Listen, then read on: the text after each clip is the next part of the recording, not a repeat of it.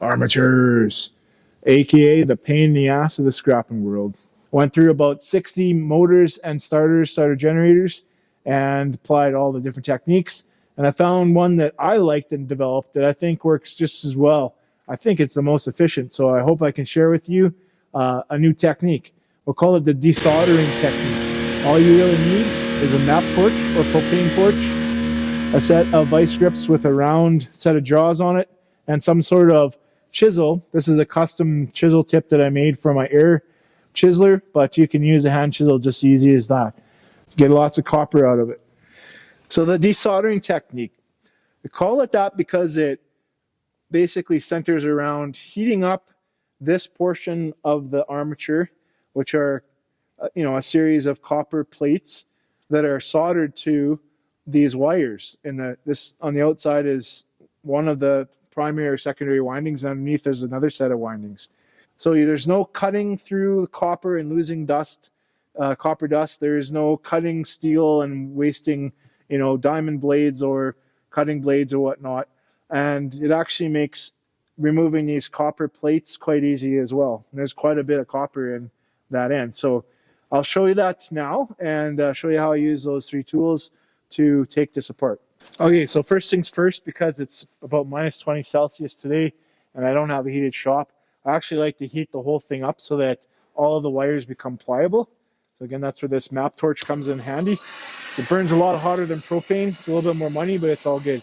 The other thing you're going to do is be able to burn out all of this paper that lays between the windings, which you're going to want to get rid of anyway. All right, so the other thing we got to do is remove these strips. And on these old armatures, they're actually made of wood, so they can be tapped out with a punch. I find that they're quite squishy and they don't want to push out as easy. Might be because they're cold too. So one thing to do as well is just burn it with the torch.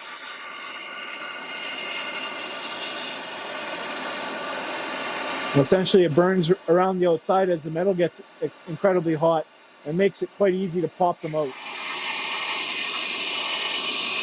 Just evenly heat these copper plates.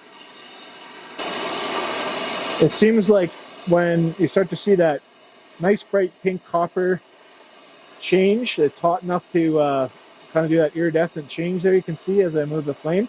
That seems to be about the temperature that works best for loosening up that substrate.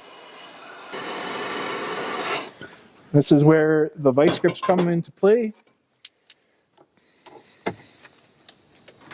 Lock them on. Give it a turn back. See how loose that came? And you're trying to kind of line up the wires best you can with the spots they have. If you go too far, you actually break off the other wires. Now, you'll see if we did this good. Yeah, they're cooked right off. So you can see that the solder is just pulling off easy peasy. And grab a few at a time. So you can start to see that secondary winding going underneath, and they're wound a different direction from the first set of windings. Good thing about copper being a heat sink, it definitely stays hot enough to keep the solder melted for usually enough time. Clamp them back on, and now you're turning the wires back so that you got your other set of windings. I don't know if the primary is top or bottom, but anyway, you kind of get them in line. And then they also pop out away from the spindle, making it easier to kind of find them to pull them out. Lots of times you can, especially if this paper's been burnt off, you can see most of them at once, and you can pull them all 2, 3, 4 at a time, so it goes a little faster. But you get the point. Then all that's left is to pull the wires through those splits in the armature and undo the winding. I'll show you that now. So I usually get in a vertical position here and grab the first two. They're always in a pair. Wrap it up and just kind of put them straight up out of the way.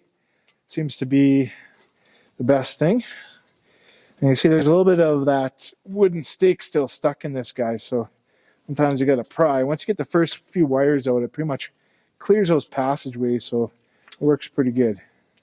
So once you have those initial windings loose, usually you can grab 2 at a time, but just for demonstration purposes, here's one. And you just unwind it. The glory is holding this beautifully warm armature on this cold day. Of course, be careful, you can burn yourself pretty good, but goes without saying. Anyway, that's how you do it. Keep unwrapping it. And the last step I'll show you here pretty soon once I get this all unwrapped, which is removing these copper pieces, which now that it's hot is very simple to do. So the next step, we're going to reheat all this and use air chisel or hand chisel to break a few of the teeth loose, and then you can basically pry within the glue that's underneath and they'll all just pop off.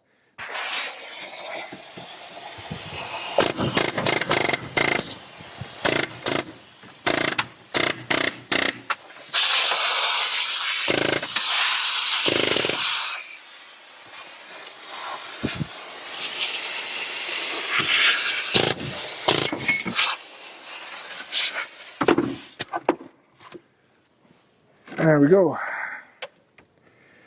Now they just come out easy peasy, lemon squeezy. Just like that. Really to know what this iridescent glue is. I can't imagine it's good. I sure hope it's not asbestos. That's kind of what asbestos looks like. There we go.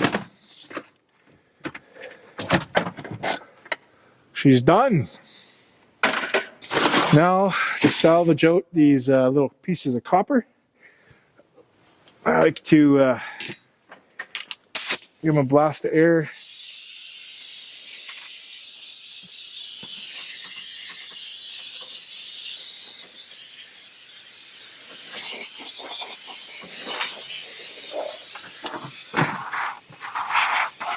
There we go. This is the shape of those copper pieces. See how they have that sort of little indent that holds into the spinny bit. Anyway, there's quite a bit of copper there, like I said. It's definitely worth keeping. Hope that helps you. This is Scrapolicious. This is Scrapolicious. Hopefully I got more videos coming for you. Like and subscribe. If this helps you, pay back a little bit by